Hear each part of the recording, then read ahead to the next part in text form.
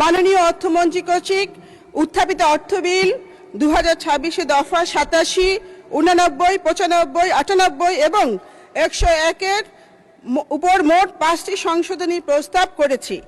আমি সংশোধনী প্রস্তাবগুলো এই মহান সংসদে উত্থাপন করছি।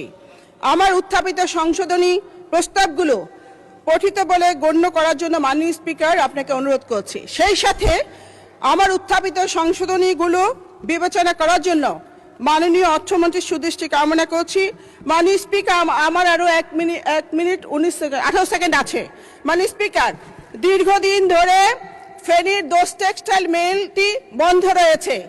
এই দোস টেক্সটাইল মিলটি চালু করার জন্য আমি দাবি জানাচ্ছি।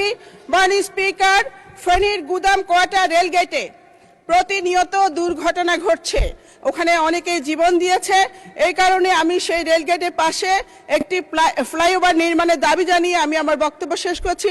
মাননীয় স্পিকার, আপনাকে আবার